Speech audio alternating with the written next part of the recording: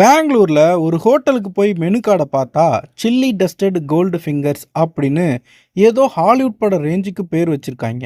விலை எவ்வளோ தெரியுமா? 150 ரூபா. சரி, ஏதோ ஃபாரின்ல இருந்து இறக்குமதி பண்ண கோல்டு பிஸ்கட் மாதிரி இருக்குன்னு ஆர்வமா ஆர்டர் பண்ணா கொண்டு வந்து வச்சாங்க பாருங்க ஒரு தட்டு. டேய், இது நம்ம ஊர் பொட்டி கடையில் வெறும் 5 ரூபாய்க்கு விற்கிற அதே குழாய் அப்பளம் தான். சின்ன வயசுல இதெல்லாம் நம்ம விரல்ல மாட்டிக்கிட்டு நான் தான் ஜீரத் அப்படின்னு சொல்லி சுத்துவோமே, அதே ஐட்டம் தான். ஆனா அதுக்கு பேரு கோல்டு ஃபிங்கர்ஸாமா. அதுல 4 மிளகா பொடிய தூவி விட்டு சில்லி டஸ்டடாமா பேர் வச்சிருக்காங்க பாருங்க. ரூ. 150க்கு ஒரு கட்டு அப்பளமே வாங்கி ஊருக்கே விருந்து வைக்கலாம்.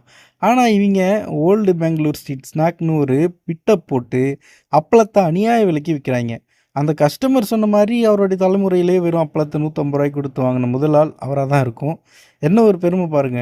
இப்படியே போனா, நாளைக்கு நம்ம ஊர் மெனு கார்ட்லாம் எப்படி மாறியிருக்கும் அப்படின்னு சொல்லி யோசிச்சு பாருங்களேன். உதாரணத்துக்கு வெறும் பழைய சோறு. இத வந்து just rice with probiotic Cornish அப்படின்னு ரூ. 500க்கு விப்பாய்ங்க. சுட சுட இட்லி, ஸ்டீம்டு ரைஸ் கேக்கு, நம்ம ஊர்ல இருக்கிற ஓட்ட வடை, ஆயில் ஃப்ரைடு இந்தியன் டோனட் இந்த மாரிலாம் வச்சு 300, 400, 500ன்ற மாரியான ரேட்லலாம் விக்கிறதுக்கான வாய்ப்பு இருக்கு.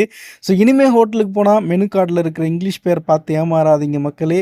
அதுக்கு பின்னாடி ஒரு அப்பளமோ அல்லது ஒரு ஓட்ட வடையோ தான் ஒளிஞ்சிருக்கும். என்ன கொடுமை இதெல்லாம்! இது நியாயமாடா இதெல்லாம்?